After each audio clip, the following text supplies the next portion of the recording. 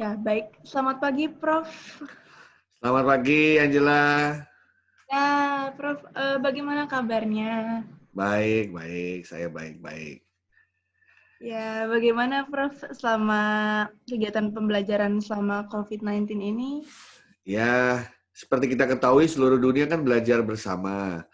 Jadi kita Ya, mau tidak mau sama-sama menyesuaikan dengan kondisi yang ada. Jadi ya, betul. mudah-mudahan semua guru-guru, dosen-dosen seluruh Indonesia bisa juga menyesuaikan dengan situasi seperti ini. Ya, betul. Em, Kalau misalnya selama ini ada kegiatan pembelajaran gitu, Dok, Prof, Ya. biasanya suka ada kekurangan gitu nggak sih, Prof? Misalnya kayak masukan dari para belajar gitu atau dari sesama pelajar selama COVID-19 ini kan pasti ada tuh masukan untuk pembelajaran seperti virtual online itu seperti apa ya, Prof? Ya, tentu saja ada kelebihan dan ada kekurangannya. Ya. Kelebihannya kita bisa belajar sewaktu-waktu 24 jam gitu ya. Kalau ada siswa penasaran ingin bertanya kepada gurunya dengan leluasa, dia bisa email, dia bisa WA, dia bisa teleconference dengan guru-gurunya atau dengan dosennya. Tetapi biasanya lama-lama kan membosankan ya karena tidak ada interaksi langsung dengan peserta didik. Nah, salah satu yang membuat mereka bosan itu kebanyakan mereka merasa bekerja sendiri. Mereka bekerja belajar sendiri.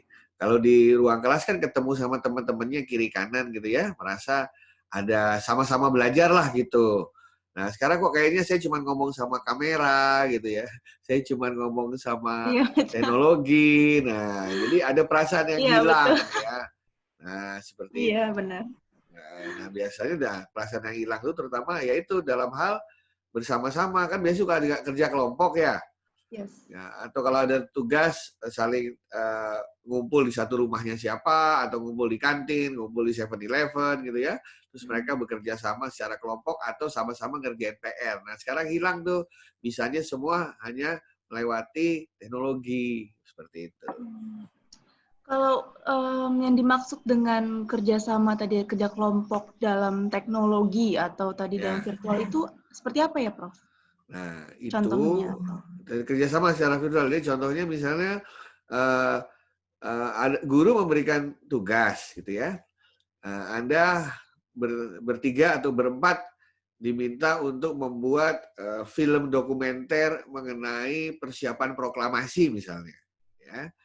Kalau dulu kan gampang, kita sama-sama ketemu gitu ya. Kemudian apa? Iya, betul. Syuting, satu pakai handphone, satu pura-pura jadi Pak Soekarno, satu pura-pura jadi Pak Hatta. Kemudian mereka bikin skenario, bikin skrip, kumpul di satu tempat, syuting gitu ya, pakai kamera. Sekarang kan tidak mungkin karena ada social dan physical distancing. Akhirnya mereka pertama berkelompoknya, membentuk grupnya itu ya lewat virtual gitu.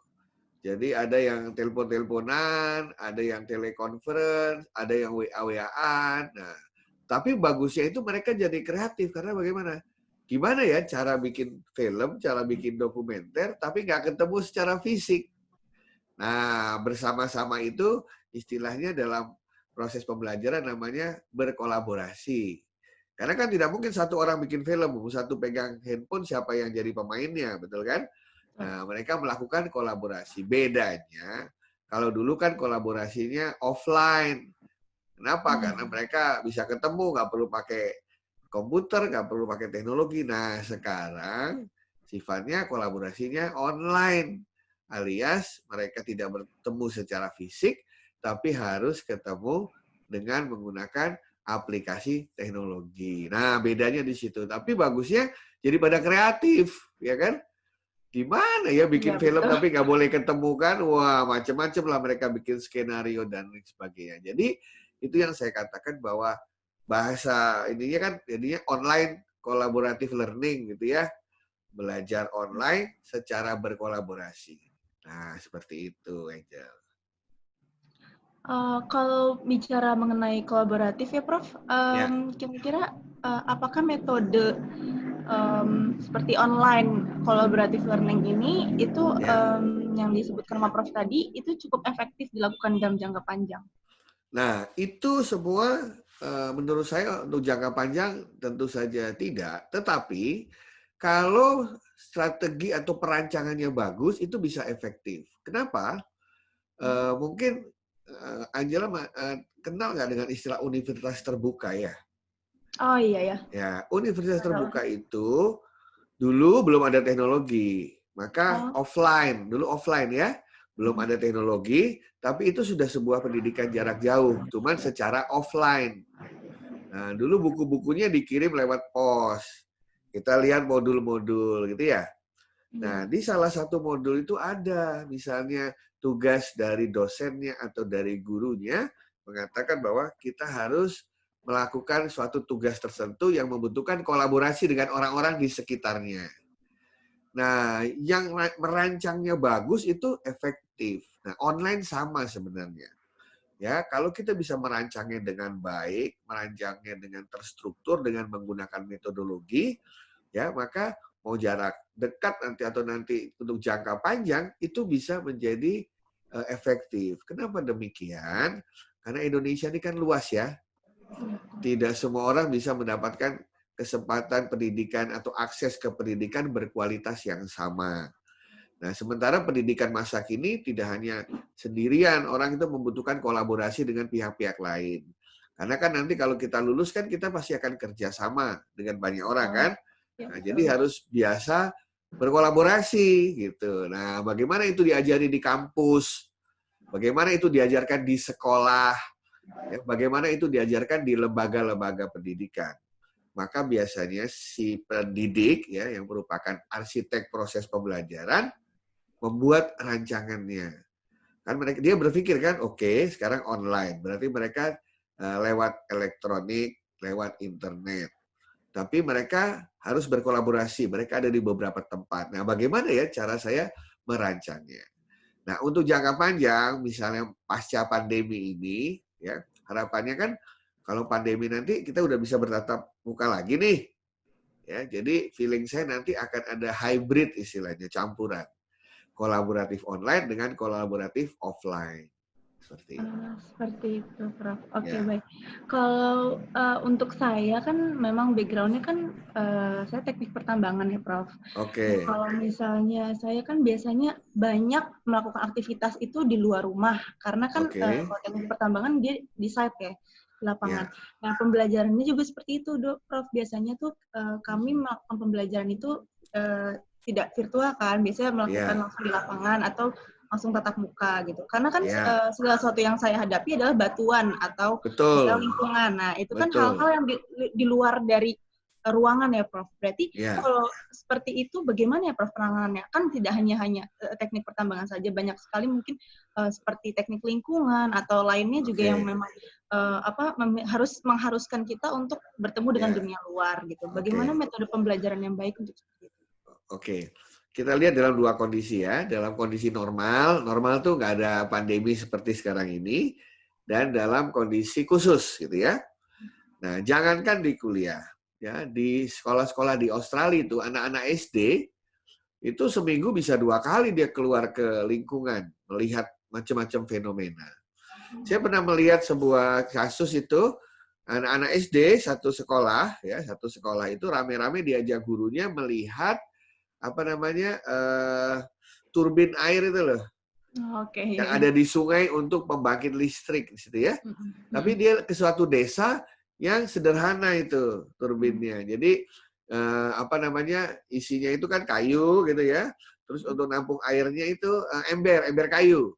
Oh iya, Ember kayu disusun begitu, air mengalir di sungai, kemudian turbinnya berputar, airnya masuk jatuh untuk menghasilkan listrik di rumah itu, gitu kan? Nah, iya. terus sampai di sekolah, oh enggak, sorry, selama mereka melihat itu, anak-anak boleh motret. Jadi mereka ada yang bawa digital kamera, punya bapak ibunya, ada yang bawa handphone, dipotretin semua tuh oleh anak-anak SD, ini SD kelas 6 ya, dipotretin semua. Terus sampai di sekolah, gurunya bilang gini, ayo bikin kelompok berempat. Mereka bikin kelompok berempat-empat, kan berkolaborasi artinya kan. Nah, terus Suruh apa? Gurunya diminta mereka membuat seperti turbin tadi, tapi miniatur kecil. Di mana embernya kayu diganti dengan itu gelas aqua yang kosong. Ya, terus mereka boleh pakai kayu, boleh pakai apa untuk bikin turbinnya. Dikasih waktu Menarik 2 minggu. Menarik. Dikasih waktu 2 minggu ya. Nah, di situ Baik. mereka mencoba. Dari situ mereka belajar fisika. Karena tahu fungsi apa? Masalah air, liquid mengalir, masalah gravitasi dan lain sebagainya. Mereka juga belajar inovasi kan tidak langsung jadi tuh. Ya, ada yang airnya dialirin gurunya tapi turbinnya nggak gerak gitu kan. Ada yang turbinnya gerak tapi botol aquanya jatuh gitu. Nah, selama 2 minggu mereka belajar dari situ sampai bisa. Nah, itu untuk skala kecil. Jadi mereka sudah biasa berkolaborasi. Kenapa 4 orang? Ya 1 orang bayangin gimana caranya, 1 megangin apa, 1 mau nyoba gitu kan. Dan ada yang pinter desain ya kan. Kemudian ada yang pinter hitung-hitungannya. Kemudian ada yang pinter gunting-gunting, ada yang pinter nyambung-nyambung ngelem. Nah, itu kolaborasi dalam kondisi mereka bisa bertemu. Tapi kalau online bagaimana? Kan sekarang semua di rumah kan? Iya, betul. Ya mungkin berkolaborasi bukan sama teman-temannya, tapi dengan orang di sekitarnya. Nah, kan ada ayah ibunya, ada adik kakaknya, ya. Ya tentu saya dengan menggunakan protokol kesehatan. Tapi intinya adalah intinya tuh bukan di turbinnya jadi apa tidak, karyanya jadi apa tidak, yaitu nilai plus. Tetapi bagaimana dia bekerja sama dengan orang lain. Dia mendengarkan pendapat orang lain, ya. Kemudian dia berpendapat agar orang lain tahu, melihat berbagai pandangan, diskusi mengenai berbagai hal yang dihadapi. Nah, itu dalam kondisi seperti ini. Bisa juga apa? Yang bikin 1 orang, yang ngasih nasihat banyak lewat online kan bisa juga. Iya, Ya bisa. kan? Nah, coba kayak gini, udah jatuh nih di sana ngomong lagi berbeda, coba pakai ini. Jadi yang bikin 1 tapi yang lain-lain pemikirannya dia cuma nyambung-nyambungnya aja. Iya. Itu di tataran SD ya, karena di tataran pertama kan sama kan? Iya, betul. Masalah perbatu-batuan, bisa masing-masing orang bisa cari atau mungkin 1 orang yang cari, tapi Sampel diskusinya gitu ya. Iya, betul. diskusinya rame-rame, saling membandingkan, ya kan? Ya, Nah, betul. itu maksudnya. Tapi intinya adalah belajar secara kolaborasi itu dibutuhkan agar siswa kita nanti peserta didik terbiasa bekerja sama dengan orang lain.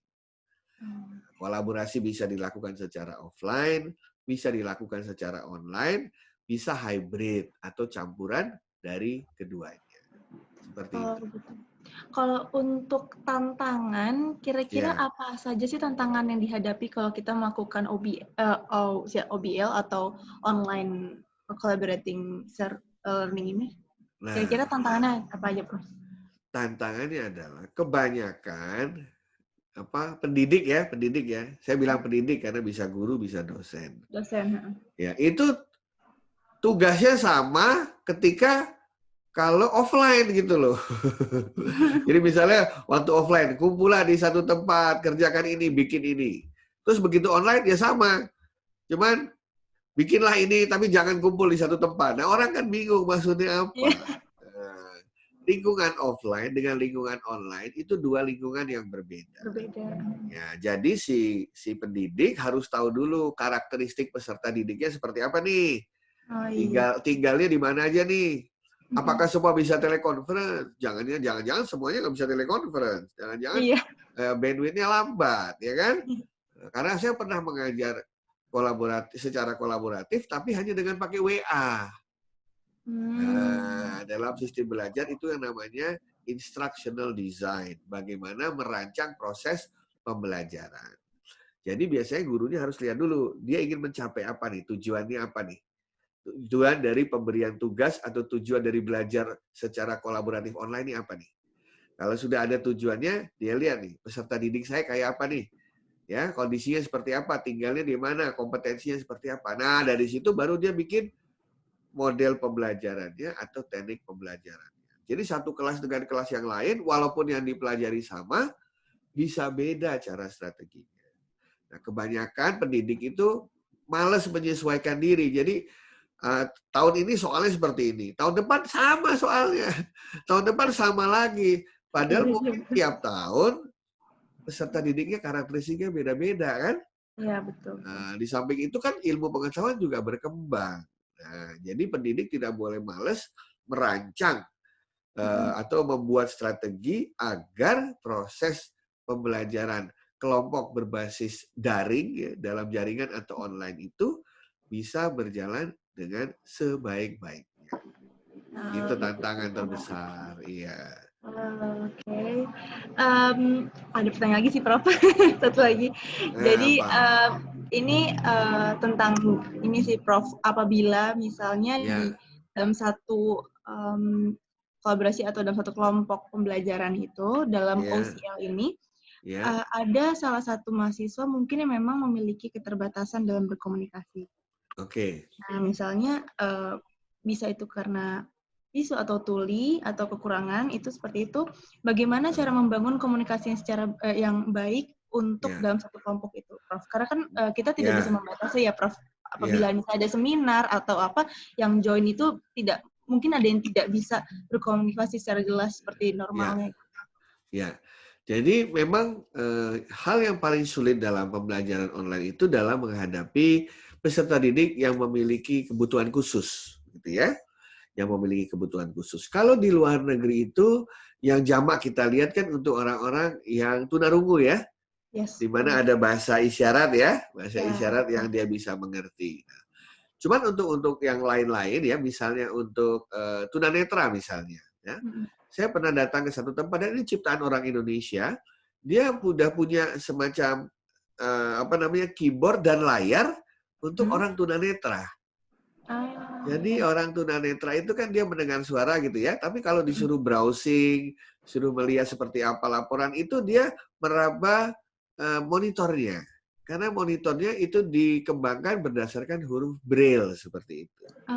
Nah, jadi memang untuk teman-teman yang berkebutuhan khusus itu selain membutuhkan alat tersendiri, juga membutuhkan teknik pedagogi yang berbeda. Nah, nanti di salah satu mata ajar kita ya di dalam pelatihan virtual ini ada bagaimana kita bisa menyelenggarakan pembelajaran jarak jauh berbasis daring ya dengan atau untuk para peserta didik yang memiliki kebutuhan khusus ya. Berdasarkan pengalaman kuncinya cuma satu aja lah, yaitu tetap di sekitar mereka harus ada pendampingnya. Ya, karena pendamping itu akan menjadi asisten atau tutor dari dosen atau guru utamanya, dari pendidik utamanya. Nah, tidak bisa dibiarkan sendiri biasanya. Seperti itu. Oh, baik, Prof. Oke. Sekarang saya mau tanya, boleh nggak? Ya, boleh. Nah, Anda pernah tidak dapat tugas berkelompok tapi ngerjainnya harus online, nggak boleh ketemu? Pernah. Ya, seperti apa tugasnya kalau saya boleh tahu? Tugasnya itu berupa presentasi sih, Prof. Oh, presentasi. Iya, tapi dalam bentuk kelompok yang berkelompok. Jadi memang presentasinya itu memang dibikin ya sesuai dengan tema dan topik ya masing-masing juga per kelompok berbeda. Terus ya kami ini sih langsung diskusi lewat via WhatsApp atau via message dulu, lalu dilanjutkan baru kita meeting lewat online. Nah biasanya tuh saya sih lewat ini sih Prof, lewat aplikasi Zoom. Oh, lewat Zoom, oke. Kemudian kami melakukan presentasi karena memang di Zoom itu kan sudah ada ini ya Prof ya, sudah ada kemampuan untuk share screen atau melihat layar. Nah, cuman mungkin beberapa ada yang saya pun masih kayak terbatas kali ya untuk informasi kayak jejaring online yang bisa digunakan untuk OCL tuh apa aja. Yang saya tahu hanya Google Meet sama Zoom ini, Prof. Mungkin Prof ada tahu yang lain juga. Ada banyak. Nanti kita akan ketemu di sesi khusus ya. Saya akan bahas mengenai contoh-contohnya dan saya perlihatkan juga contoh-contohnya. Yang paling sulit kan kita harus kolaboratif online tapi dengan aplikasi yang sederhana. Ya kan?